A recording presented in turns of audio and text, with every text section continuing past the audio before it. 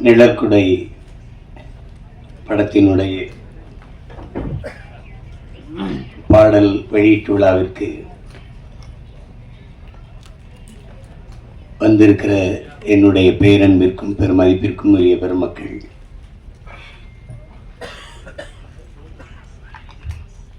இந்த நிகழ்வை உலகெங்கும் வாழுகிற உறவுகளுக்கு கொண்டு போய் சேர்க்க இருக்கிற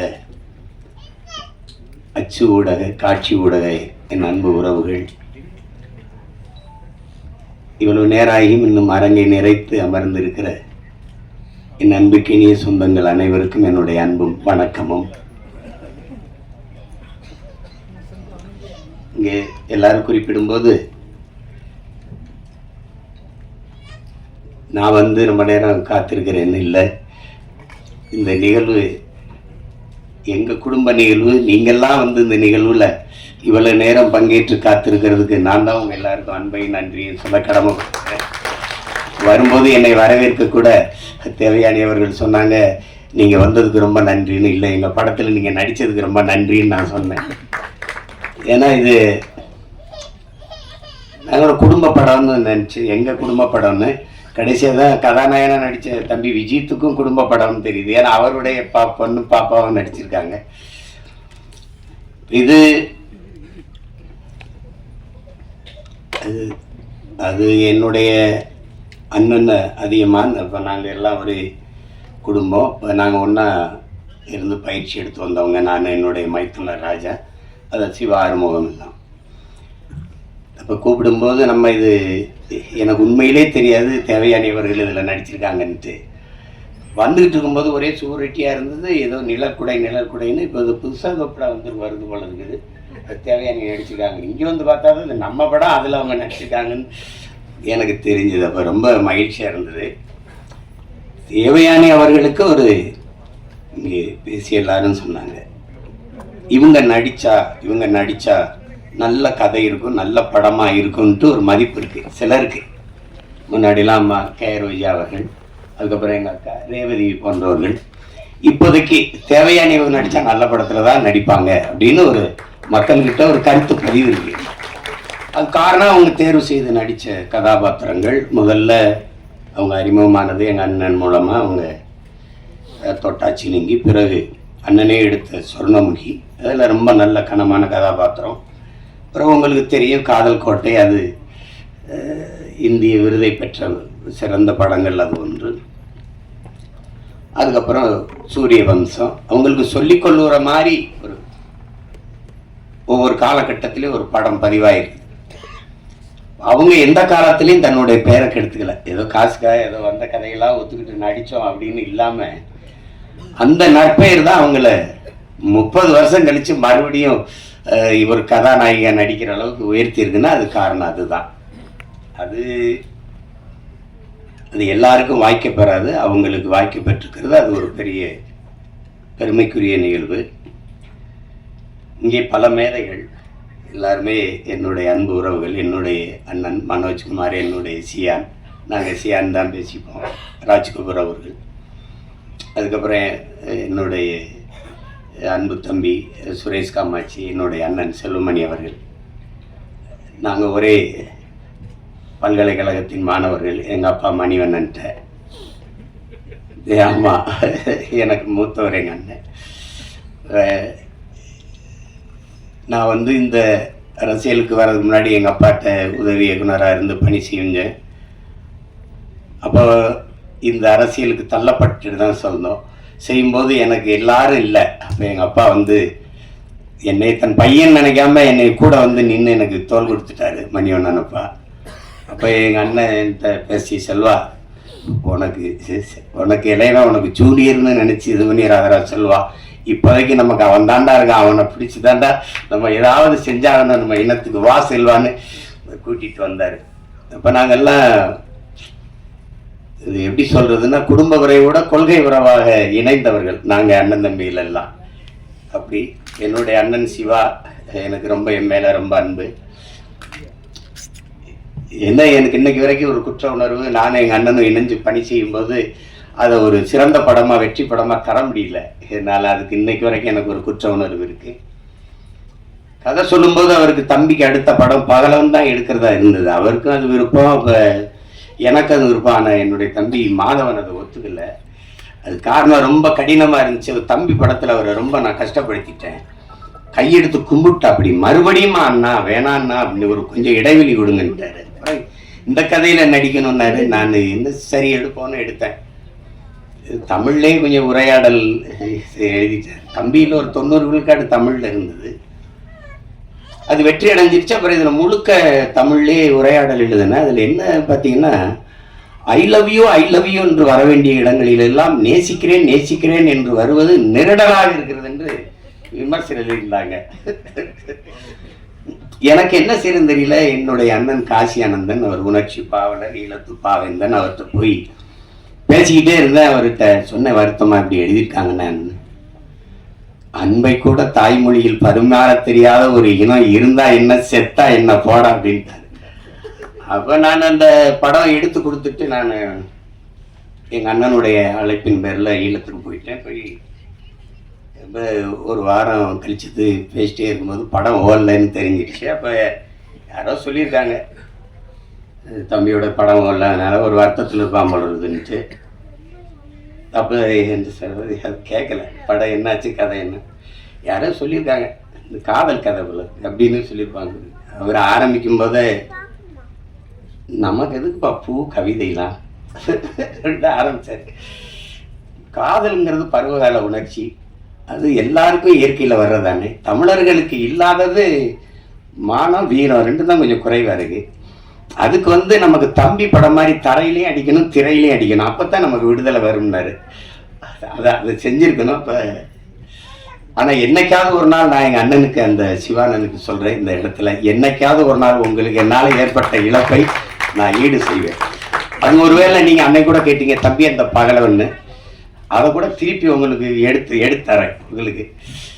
அது தவறு தான் நடந்துச்சு அதில். ஆனாலும் எங்கள் அண்ணனுக்கு எனக்கு இருக்கிற அந்த அன்பு பிணைப்பு போகல. இப்போ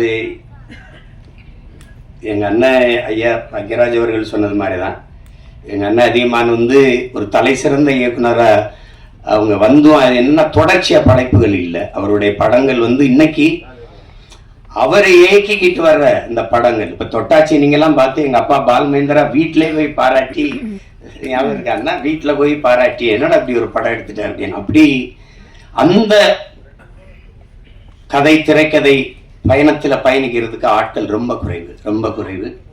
இப்போ நம்மகிட்ட ஒரு மேதை சாதாரணமாக உட்காந்துருக்காவில், அவரை கடந்துலாம் ஒருத்தனை இங்கே கதை திரைக்கதை அமைச்சு எடுத்துகிட்டு போயிட முடியாது.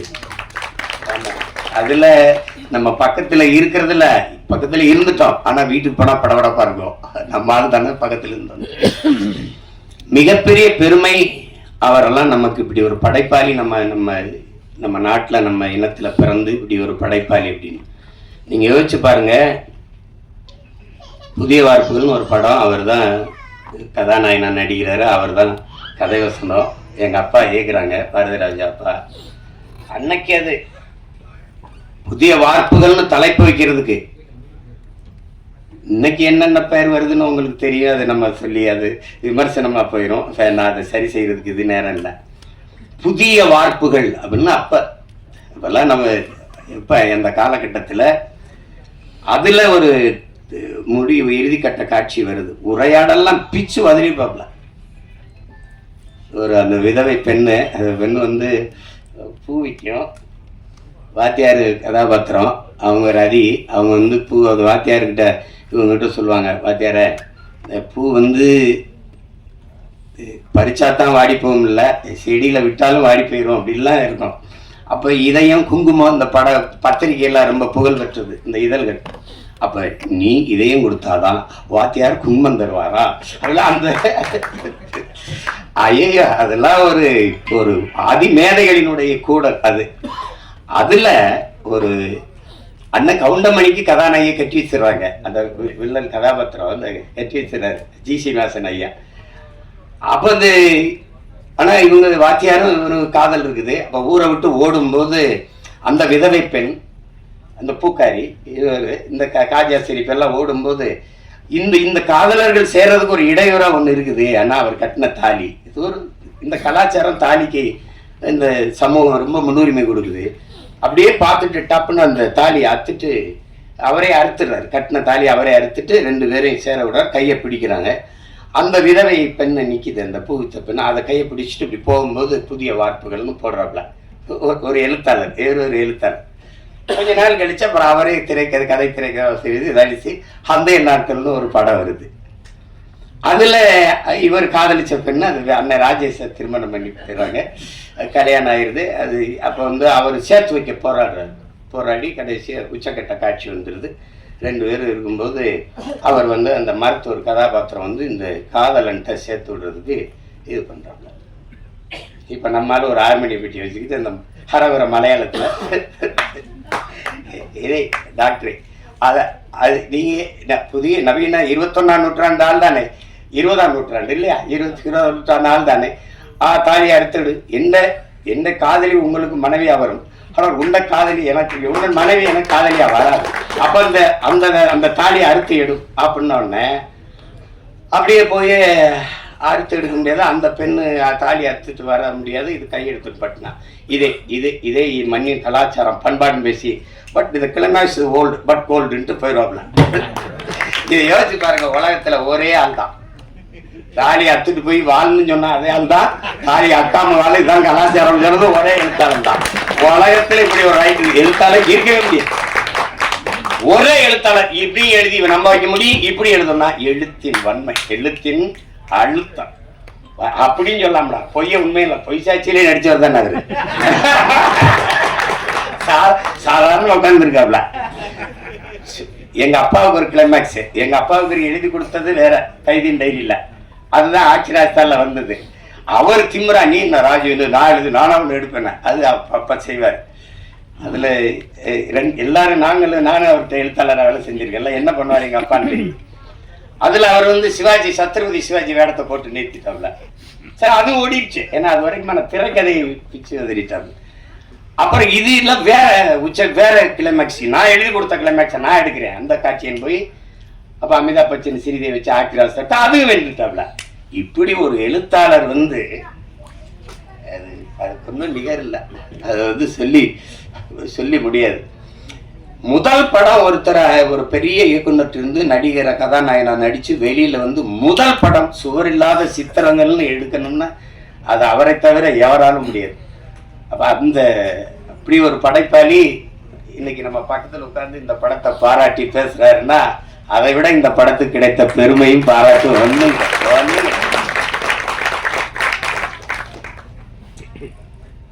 ஒரு குடும்ப பாங்கான படத்தை எடுத்து அதை தரமான வெற்றியடை வைக்க முடியும். எளிய கதாபாத்திரங்களை வைத்துனா அது அவரால் தான்.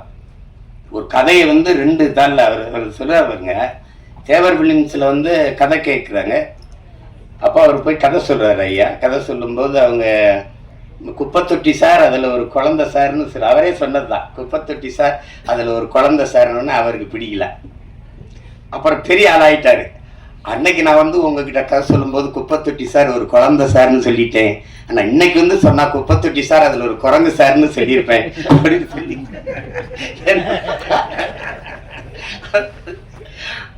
அது ரொம்ப சாதாரண கதை. ஒரு வாத்தியார் கை குழந்தையோட ஊருக்குள்ள வரான்னு முந்தானை முடிச்சு ஒரு படத்தை எடுத்து அப்போ எங்கள் ஊரில் பரமக்குடியில் எங்கள் அண்ணனுக்கு தெரியும், ராமநாதபுரத்தில் தான் வெளியிட்டு ரிலீஸ். பரமக்குடியில் 2வது தரம் தான் வரும். அப்போ ஜெகனில் எங்கள் அண்ணங்கள்லாம் நாங்கள் படிச்சிருக்கோம். எங்கள் அண்ணங்கள்லாம் சைக்கிள் வச்சுருப்பாங்க. அவருக்கு படத்தை போய் பார்த்து வந்துட்டு ஒரே புலம்பல், தம்பி பாக்கியராஜன்னு ஒருத்தண்டா எந்த குறையும் இல்லாமல் இருக்கணும், பயங்கரப்படா முந்தானை முடிச்சுன்னு ஒரு படம்னா அவங்க ரொம்ப இதில் நம்மளை இந்த காலத்தில் போய் பார்க்க. ஏன்னா நாங்கள் மறுபடியும் 2வது வெளியீடு வந்தால் தான் பார்க்க முடியும். அப்படி பல படைப்புகளை தந்து இன்றைக்கு அமைதியாக உட்கார்ந்துருக்கல. அவர் நம்ம கூட இருக்கிறாருங்கிறதே திரை உலகில் அது ஒரு மைல்கல். KS கோபாலகிருஷ்ணன் ஒரு மைல்கல்னா அது ஒரு மைல்கல். பாக்கியராஜ், பாரதி ராஜா, மகேந்திரன், பாலு மகேந்திரன்லாம் அது ஒரு பல்கலைக்கழகங்கள். அப்படி ஒரு பெருமைக்குரிய கலைஞர் நம்மோட இருந்து இந்த படத்தை வாழ்த்துறாருங்கிறத விட பெருமை வேற என்ன இருக்குது சொல்லுங்க. அதுக்கப்புறம் இங்கே இருக்கிற என்னுடைய தம்பி பேரரசு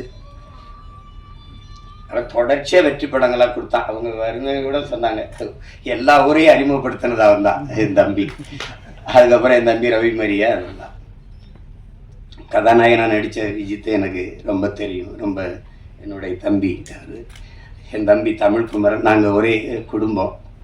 தமிழும் நான் ஒரு தாயின் வயிற்றில் பிறக்கலை ஒளியே. ஏன் பிறக்கலைன்னா, ஒரு தாயின் வயிறு தாங்காதுன்னு தனித்தனி தாய்க்கு பிறந்தோம். அப்படி ஒரு அண்ணன் தம்பி நாங்கள். அந்த எங்கள் குடும்பத்தில் விஜித் ஒருத்தர். அது விஜித்து தான் அதில் நடிச்சிருக்கான்னு எனக்கு உண்மையிலே தெரியாது. வந்தவொடனே கிட்ட நான் தானே கதாநாயகன் நடிச்சிருக்கேன், என்னப்பா சொல்கிற அப்படி எல்லாமே ஒரு வியப்பாக இருந்துச்சு. எனக்கு எல்லாம் ரொம்ப மகிழ்ச்சியாக இருந்தது. அதில் அவர் நல்லா வரணும். இந்த படத்தை பார்க்கும்போது, நான் படம் பார்க்க நேற்று அழைக்கும்போது எனக்கு நேரம் ஒத்து வரலை, கிடைக்கல. அது இப்போ அதனால் நான் படத்தை முதல்ல பாட்டை போட்டு காட்டு, அதை வச்சு பேசிடுறேன்னு. எங்கள் அண்ணன் செல்லுமணி இவங்கெல்லாம் குறிப்பிட்டு பேசுன மாதிரி, அது ஒளிப்பதிவு செய்த நம்ம குருதேவ் அவர் வணங்கான்லேயே ரொம்ப சிறப்பாக பண்ணியிருந்தார். ரொம்ப அருமையான ஒளிப்பதிவு. அப்போ இந்த இசை இப்படி ஒரு படத்துக்கு, இப்போ ஒரு பெரிய ஆடல் பாடல் படம், அடிதடி படம்னா சமாளிச்சிடலாம். குடும்ப கதைகளுக்கு மென்னுணர்வை நகர்த்துகிற படங்களுக்கு இசையமைக்கிறதுங்கிறது ரொம்ப கடினம். அதே ஒரு இளைய பிள்ளை நவீன் பாலகுமார் செஞ்சிருக்காருங்கிறது ரொம்ப பாராட்டுக்குரியது. அது மனதில் நிற்கிறது போல மெல்லிய இசையால் வருடணுங்கிறது ரொம்ப கடினம். இசைங்கிறது இப்போ ஒலிகளின் குவியல் தான். இந்த ஒலி செவியில் போய் நின்றுச்சுன்னா அது இல்லை, அது உள்ளே போய் இதயத்தை வருடிடுச்சுன்னா அது இசை ஆயிடுது. அப்படி ஒரு இசையை தந்த ஒரு இளவல், அவருக்கு என்னுடைய அன்பும் வாழ்த்துக்களும். பாடல் வரிகளை தந்த அவங்க ஒரு பெண்மகள், ரொம்ப நாளைக்கு அப்புறம் ஒரு பெண் கவிஞராக வர்றதை நம்ம பார்க்கும்போது ரொம்ப பெருமையாக இருக்குது. உங்களுக்கு பெரிய இடம் காத்திருக்குது. நல்ல வரிகளை அழகாக எங்கள் அண்ணன் அவ்வளவு நினைவில் வச்சு எங்கள் அண்ணன் மனோஜ்குமார் அவர்கள் சொல்லிட்டாங்க. ஆமாம், நரேன் பாலகுமார் சொன்னேன். நரேன் பாலகுமார் அவர்கள் நல்லா செஞ்சுருக்கீங்க. வாழ்த்துக்கள். நாங்கள்லாம் திரையுலகிலேருந்து வந்திருக்கோம். எங்களுடைய மேட்டூர் சட்டமன்ற உறுப்பினர் அவர் எங்களுடைய அன்புக்காக இந்த விழாவுக்கு வந்திருக்கிறார். அப்புறம் கதாநாயக நடித்த கண்மணி அவர்கள், அவங்களுக்கு நல்ல வாய்ப்பு. இந்த படத்தில் விஜித்தும் அவருடைய பங்களிப்பும் பெருமைக்குரியது. இது எல்லாத்தையும் விட மிகுந்த பாராட்டுக்கும் நன்றிக்கும் உரியவர். இது மக்களிடத்தில் கொண்டு போய் சேர்க்கிற பெரும் பணியை செய்ய இருக்கிற இந்த அன்பிற்குரிய தம்பி யுவராஜ் அவர்கள் தான். அவருக்கு தான் இது ரொம்ப, உங்களுக்கு தான் என்னுடைய நன்றியும் அன்பும் வாழ்த்துக்கள். உறுதியாக வெல்லும் படம் வெல்லுதில். பெரிய படம் சின்ன படம்லாம் ஒன்றும் இல்லை. அண்மையில் நான் கோர்ட்டுன்னு ஒரு படம், தெலுங்கு படம், இரவில் ரொம்ப நேரம் கொஞ்சம் மண்டை அழுத்தமாக இருந்த தூக்கவில்லைன்னு கொஞ்சம் பார்ப்பேன். ஒரு யாராவது சொல்லி அண்ணன் இந்த படத்தை பாருங்கன்னா கொஞ்சம் பார்த்து தூங்குறது. ஆனால் அந்த படத்தை போட்டேன், தூங்கவே முடியல. கோர்ட்டுன்னு ஒரு படம், இது தமிழ் பதிப்பு பார்த்தேன். சின்ன படம் 6 கோடிக்கு எடுத்தாங்களாம். நான் பார்க்குற போது எனக்கு சொன்னாங்க 60 கோடி வசூலிச்சிருக்குண்ணே அப்படின்ட்டு. அப்போ இவங்க சொன்ன மாதிரி பெரிய படம் சின்ன படம்லாம் ஒன்றும் அளவு இல்லை. ஓடுற படம் ஓடாத படம் தான். இப்போ என்னுடைய தம்பி நம்ம ஜேஎஸ்கே எடுத்திருக்க ஃபயர்னு ஒரு படம், அன்னைக்கு எங்கள் அண்ணங்கள்லாம் சொன்னாங்கன்னு பார்த்தேன். ரொம்ப குறைந்த முதலீடு, ரொம்ப நல்ல லாபம் அடைஞ்சிருச்சு. அதனால மிகப்பெரிய நட்சத்திரங்கள் நடித்த படமும் தோத்துருக்குது. சாதாரண படங்கள்லாம் வென்றிருக்குது. அதனால நம்ம படம் வெல்லும், நீங்கள் ஒன்றும் யோசிக்காதீங்க. திரையரங்கில் சின்ன படத்துக்கு முக்கியத்துவம் கொடுக்கணும் அப்படின்னு. இன்னைக்கு சூழல் சரியில்லை, நமக்கு ஒரு சூழல் வருது. பெரிய பெரிய வளாகங்கள்ல சின்ன படங்களுக்கு முன்னுரிமை கொடுக்கணும்னு சட்டம் வரும். அது வரும், காலம் வரும் என்று நம்ம காத்திருக்கிறது இல்லை. நமக்கான காலத்தை நாம உருவாக்கணும். அப்படி ஒரு காலத்தை உருவாக்கிக்கிட்டு இருக்கோம். நீங்க சொன்ன இந்த மேல 90க்கு போயிடணும் அப்படின்னா இல்லை, 2026லயே நம்ம அந்த 90 காலத்தை மறுபடியும் உருவாக்க முடியும். அதெல்லாம் ஒண்ணு அவ்வளவுதான், எதுவும் கிடையாது, எதுவும் முற்று கிடையாது. ஒரு வாக்கியம் முற்று பெறும்போது இன்னொரு வாக்கியம் தொடங்குது. நீங்க புள்ளி வச்சா இன்னொரு வாக்கியம் தொடங்குது. அதனால அதெல்லாம் நினைச்சு இது பண்ணிடாதீங்க. நாங்கெல்லாம் திரைத்துறை எப்படி சொல்றது, உயிரை விட மேகலா நேசிச்சவங்க. நாங்கெல்லாம் படுக்க இடம் இல்லாம ஏவிஎம் சுடுகாட்டுல படுத்து கிடந்தவங்கன்னா அப்ப எவ்வளவு காதலிச்சிருக்கோம்னு பாருங்க. பல இரவுகள் பட்டினி கிடந்திருக்கோம், பல இரவுகள். அவ்வளவு அன்பு காதல் இந்த திரைத்துறை மேல. அப்ப இது அவளை அழிய விட்டுற முடியாது. ஆனா எங்க அண்ணன் செல்லுமணி அவர்கள், நான் ஒரு மேடையில பேசுனதுன்னு சொல்றாங்க, குறிப்பிடுறாங்க, விவசாயியும் திரைப்பட தயாரிப்பாளரும் ஒரே நிலையில் நிற்கிறாங்க. அவங்க விளை வச்ச அவங்க தயாரித்த பொருளுக்கான விலையை அவங்க தீர்மானிக்க முடியல. தீர்மானிக்கிற காலத்தை நாம் உருவாக்கணும். அப்போதான் வேளாண்மை செழிக்கும், திரைக்கலையும் செழிக்கும். அது காரணம் ஒற்றுமை இல்லாததுனால தான். இன்னைக்கு எழுத்தாளர் சங்கத்தில் நம்ம ஐயாவும் தொழிலாளர் சங்கத்தில் எங்கள் அண்ணன் போன்ற தளபதிகள் இருக்கிறதுனால ஒரு பாதுகாப்பு இருக்கு. பத்தலை, எல்லாத்தையும் சரி செய்ய நினைக்கிறோம். இதை சரி செய்யாமல் விட்டுருவோமா என்ன? அதுக்கு ஒரு காலம் வரும். ஆனால் இதில் என்னுடைய மைத்துனர் சிவா ஆறுமுகம், அவர் ராஜான்னு நாங்கள் அழைப்போம். அவருடைய செல்லமாக அழைக்கிற பேர். நாங்கள் ஒரே குடும்பமாக வந்தவர், கடுமையான உழைப்பாளி. என்ன இருந்தாலும் அந்த நேசித்து வந்த திரைத்துறையை விட்டு வெளியேறலை. அது ஒரு பெரிய பெரிய அதுக்கு அவருக்கு பெரிய பாராட்டு. சிலர் விட்டுட்டு போயிடுவாங்க, ஆனால் விடலை. அப்போ படம் எடுக்க ஆள் இல்லை, சரி நம்மளே எடுப்போம். அதெல்லாம் அது ஒரு போர் தான். அது அப்படிதான் சொல்லணும். அது ஒரு தவம்னு தான் சொல்லணும். புலம்பிக்கிட்டு நிற்கலை, யாரும் வரல, யாரும் எடுக்கலை, இது அப்படிலாம் இல்லை. ஒரு அதுக்காக அவர் துணிஞ்சு தயாரிச்சதுக்கு, அதை துணிஞ்சு நாம வெளியிடணும் வந்த யுவராஜுக்கு 2 பேருக்கு என்னுடைய பாராட்டுகள். நான் என் மைத்துனர் சொல்வேன், இயக்குனர் சிவா ஆறுமுகத்தோட தயாரிப்பாளர் சிவா ஆறுமுகத்துக்கு தான் என்னுடைய பாராட்டுகள். அதுதான் ரொம்ப ரொம்ப பெருமைக்குரியது. அப்ப இங்கே எது ஒன்று எளிதாக கிடைச்சிருக்கு, ஒன்றும் வந்தவொன்னே யாருக்கும் வந்தது இல்லை. ஒண்ணுதான், எவ்வளவுதான் திறமை இருந்தாலும் வாய்ப்பு இல்லை என்றால் அது பயனற்று போகும். இங்கே நிறைய திறமையான கலைஞர்கள் வாய்ப்பின்றி இருக்கிறாங்க. அதில் இன்னைக்கு புதியவர்களை, தம்பி விஜித்தை, கண்மணி போன்றவர்களை, 2 அன்பு செல்வங்களை எல்லாம் பார்க்கும்போது ரொம்ப தேவையானியவர்களே வியந்து பாராட்டுறாங்க. அந்த அந்த குழந்தை அவ்வளவு அருமையாக நடிச்சு என்னுடைய கைக்குட்டை ராணியிலே நான் நடிக்க வச்சேன் அப்படின்னா அதெல்லாம் பெரிய வியப்பா இருக்கு. அப்படிலாம் நினைக்கும்போது இந்த விழாவில் பங்கேற்றதில் எனக்கு பெரிய மகிழ்வு, மன நிறைவும் இருக்கு. தேவையானியவர்களை நாங்கள் திரைப்பட நடிகையாக பார்க்க முடியாது. எங்கள் வீட்டு மருமகள், எங்கள் வீட்டு பெண், அப்படி தான் நாங்கள் பார்ப்போம். எங்கள் குடும்பத்தில் ஒருத்தராக தான் பார்ப்போம். அதே மாதிரி எங்கள் அண்ணன் பொண்ணு வனிதா வந்திருக்காங்க. வனிதாட்ட எனக்கு பிடிச்சது அந்த துணிவு, நினைக்கிறது செய்யணும். அந்த துணிவை எனக்கு பிடிக்கும். அது அவங்களுக்கு பாராட்டி. ஏன்னா நான் அந்த குடும்பத்தில் ஒருத்தன், என் அண்ணன் விஜயகுமார் அண்ணன் எனக்கு ரொம்ப பிடிக்கும், ரொம்ப பிடிக்கும். நான் அவங்களுக்கு தனித்த அன்பு. அதில் படத்தொகுப்பாளர், கலை இயக்குனர் விஜயானந்த், படத்தொகுப்பாளர் எல்லாருக்குமே என்னுடைய அன்பும் பாராட்டுகளும். எல்லாரையும் சொல்லிட்டேன்னு நினைக்கிறேன், ஏறக்குறைய எல்லாரும் சொல்லிட்டேன். தர்ஷன் வாங்க மாப்பிள்ள. என் மைத்தனுடைய மகன் தர்ஷன் சிவா, இவர் அறிமுகம் செஞ்சிருக்காரு. ஆனால் அந்த படத்தில் பார்த்ததுக்கு இதுக்கு நேர வித்தியாசம் இருக்குது. காரணம் அதில் ஒரு பெரிய மீசையை வச்சு கொண்டாரு. அதனால் இவரை அறிமுகம் செய்வதில் நான் ரொம்ப பெருமை அடைகிறேன். எல்லாரும் வாழ்த்துக்கள் உங்களுக்கு. எல்லாரும் இப்படி வந்தவங்க தான். ஒரு தொடங்குதல் எளிது யாருக்கும், அதை தொடர்வது தான் கடினம். தொடர்ந்து அதையே தவத்தில் இருந்தால் யாரும் வெல்ல முடியும். அப்படிப்பட்ட கலைஞர்கள் இங்கே நிறைய அப்படி வென்றிருக்காங்க. இன்னைக்கு வரைக்கும் நான் சொல்வேன், இன்னைக்கு அப்போ நான் நேரில் ஐயா ரஜினிகாந்த் அவர்களை பார்த்தேன். தூரத்தில் பார்த்துருக்கோம். அப்போ நேரில் 2.25 மணி நேரம் 2.5 மணி நேரம் போயிட்டு இருந்தோம்.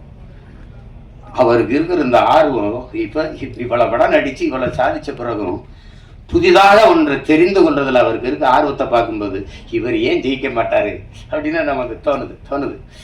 என்னை ஈர்க்க வச்சுட்டு சிமந்தில் வந்துடுறேன் அப்படின்னு போகும்போது அதே அந்த படத்தில் பார்க்குற மாதிரி அதே வேகம் நடை, அதே வேகம் பார்க்கும்போது இவ்வளவு சுறுசுறுப்பாக அவர் சோம்பேறிகளை கூட அவர் இயங்கிறத பார்த்தா இயங்கிடுவான். அப்படி ஒரு இது. அது அந்த தேடலும் அந்த வெறியும் இருக்கிற ஒவ்வொருத்தனும் உச்சத்தை தொடலாம், சாதிக்கலாம். அதில் சாதாரணம் இல்லை. அப்படி வந்ததில்லை. அதில் இவ்வளோ பேர் இந்த படைப்பில் பங்கேற்றிருக்காங்க. குறிப்பாக இதுக்கு பிதா மகனாக இருந்து பீசுமராக இருந்து வாழ்த்திட்டு இருக்கிறது எங்கள் அண்ணன் அதிகமாக. அவர் இப்போ படம் இயக்கிட்டு இருக்காரு. என் தம்பி சுரேஷ் காமாட்சி தயாரிச்சிட்டு இருக்காரு. அது சிறந்த படைப்பாக வந்துக்கிட்டு இருக்கு. ரேவதி அக்கா அவங்க நடிச்சிட்டு இருக்காங்க. அதுவும் இது போல் ஒரு குடும்ப பாங்கான ஒரு படம் தான். படத்தை பார்க்கும்போது தாய்மையை அது சொல்லுது. எந்த குழந்தையும் நல்ல குழந்தை தான் மண்ணில் பிறக்கையிலே, பின்பு நல்லவராவதும் தீயவராவதும் அன்னை வளர்ப்பதிலேன்னு இருக்கு. ஒரு குழந்தைக்கு முதல் ஆசிரியை அதனுடைய பெற்றோர்கள் தான், அதனுடைய தாய் தான்.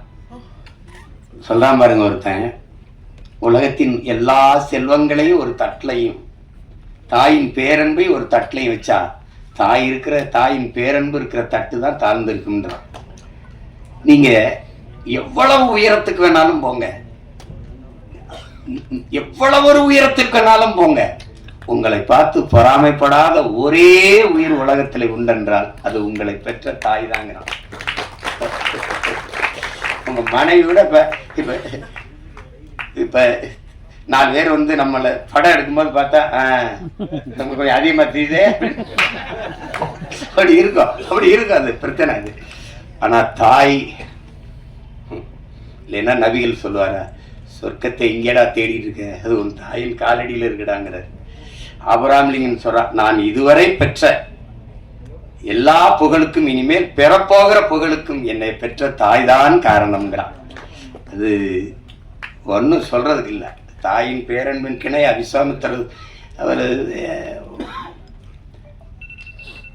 சொல்றாரு. அத வால்மீகி சொல்றான், நீ வந்து ஆண்களின் எல்லா வெற்றிக்கும் காரணம் வந்து பெண்கள் தான்றான். அந்த பெண்கள் அந்த தாய்மையை போற்றாம ஒன்றும் இல்லை இங்கே. அதுதான் அந்த படம் வலியுறுத்துது. சுருக்கமா அதை வலியுறுத்துது. அந்த தாய்மையை தாங்கி நிற்கிற தகுதி அந்த கதாபாத்திரத்தை ஏற்றிருக்கிற நம்ம தேவயானி அவர்களுக்கு இருக்கு. ஐயா பாக்கியராஜ் அவர்கள் சொன்னது மாதிரி நிழற்குடையே, இந்த படத்தின் நிழற்குடையே அவங்க தான். அது அவங்க போதும் தொடக்க காட்சிக்கு திரையரங்குக்கு மக்களை அழைச்சிட்டு வர அவங்க ஒரு படம் போதும். அதுக்கப்புறம் உள்ள வந்தால் பார்த்த எல்லாரும் நிறைவா சொல்றாங்க, எனக்கு பார்க்குற வாய்ப்பை நான் பெறலை, ஆனால் விரைவில் நான் பார்த்துட்டு அதுக்கான வாழ்த்தை நான் எழுதுகிறேன். படத்தில் பங்கேற்ற அனைத்து கலைஞர்களுக்கும், பின்னிருந்து உழைத்த அனைத்து தொழில்நுட்ப கலைஞர்களுக்கும், இவ்வளவு நேரம் இந்த நிகழ்வை பதிவு செய்து கொண்டிருக்கிற அச்சு காட்சி ஊடக உறவுகள், இங்கே அரங்கை நிறைத்து அமர்ந்திருக்கிற என் அன்பு சொந்தங்கள், விழாவினை பங்கேற்று வாழ்த்தி அமர்ந்திருக்கிற பெருமக்கள் எல்லோருக்கும் என்னுடைய அன்பும் நன்றியும் வணக்கம்.